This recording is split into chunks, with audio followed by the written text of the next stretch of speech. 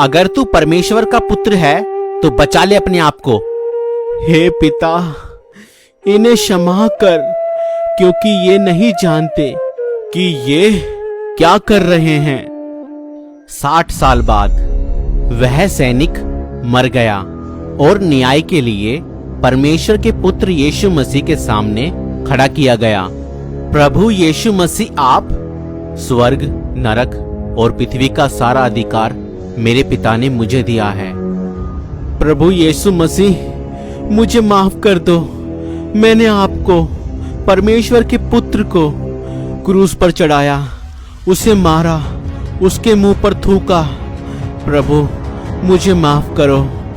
मैंने तुम्हें उसी समय माफ कर दिया था, मगर फिर भी तुमने परमेश्वर के अनुग्रह को तुच्छ जाना। परमेश्वर ने अपने एक लौते पुत्र को जगत में भेजा ताकि सब पापी उद्धार पाएं। मैं मरकर जी उठा तो भी तुमने मुझ पर विश्वास ना करा, क्योंकि परमेश्वर ने इस जगत से ऐसा प्रेम किया कि उसने अपना एक लौता पुत्र प्रभु यीशु मसीह दे दिया, ताकि जो कोई उस पर विश्वास करे वह नष्ट ना हो परंतु अनंत जीवन पाए। परमेश्वर ने अपने पुत्र को जगत में इसलिए नहीं भेजा कि जगत पर दंड की आज्ञा दे, परंतु इसलिए भेजा कि जगत उसके द्वारा उद्धार पाए।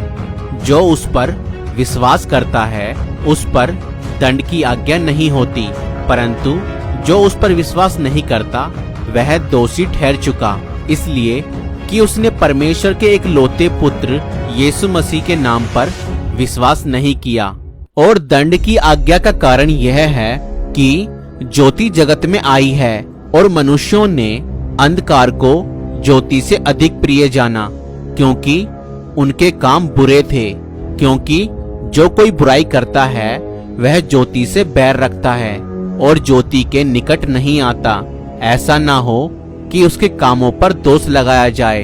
परंतु जो सत्य पर चलता है वह ज्योति के निकट आता है, ताकि उसके काम प्रकट हो कि वह परमेश्वर की ओर से किए गए हैं। और उस सैनिक ने परमेश्वर के एक लौते पुत्र के नाम पर विश्वास नहीं किया था, इसलिए उसे अनंत आग में डाल दिया गया। क्योंकि मरने के बाद फिर पश्चाताप करने का कोई मौका नहीं है, इसलिए मनुष्यों को जीते जी ही अपने पापों से पश्चाताप करना होगा और यह विश्वास करना पड़ेगा कि यीशु मसीह का लहू हमें हमारे सब पापों से क्षमा देता है। जो लोग यीशु मसीह के बारे में सुनने के बाद विश्वास नहीं करते वह सब दोषी ठहर चुके हैं और उनका पाप बना रहता है और उन पर दंड की आज्ञा है। इसलिए आज आपके पास मौका है, अपने पापों से तौबा करें। यीशु मसीह आपके सभी पापों को क्षमा करेगा और विश्वास करें कि यीशु मसीह सिर्फ हमारे लिए ही इस जगत में आया और हमारे लिए ही सब कुछ सहा।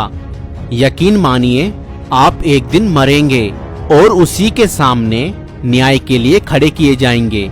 अगर आपने अपने जीवन में यीशु मसीह को अपना उद्धारकर्ता ग्रहण नहीं किया होगा तो आप दंड की आज्ञा का पात्र बनेंगे। अगर आप प्रभु यीशु मसीह को अपना उद्धारकर्ता, अपना मुक्तिदाता ग्रहण करना चाहते हैं तो आप हमारे साथ यह प्रार्थना कर सकते हैं। प्रभु यीशु मसीह, मैं विश्वास करता हूँ कि आज से 2000 साल पहले आप मेरे ही अपराधों के कारण, मेरे ही पापों के कारण इस दुनिया में आए। आप मेरे लिए ही मारे गए, गाड़े गए और तीसरे दिन मुर्दों में से जी उठे। मैं आपको अपना प्रभु, अपना उद्धारकर्ता अपने जीवन में ग्रहण करता हूँ। आप मेरे जीवन में आए, मुझे अपनी संतान बनाएं। मैं आपको अपना प्रभु, मुक्तिदाता ग्रहण करता हूँ। आमीन। और इतनी सी प्रार्थना करने के बाद आप भी परमेश्वर के बेटा और बेटी बन जाएंगे और आपका नाम आज जीवन की पुस्तक में लिख दिया गया है। अब आप परमेश्वर के पवित्र वचन, पवित्र बाइबल को पढ़ें यीशु मसीह के पीछे चलने वालों की संगति करें और परमेश्वर पिता से प्रार्थना करने में समय बिताएं। ध्यान दें, प्रभु यीशु मसीह आपके धर्म या जात को नहीं बदलता है, वह आपके मन और जीवन को बदलता है। परमेश्वर आप सभी को आशीष दे।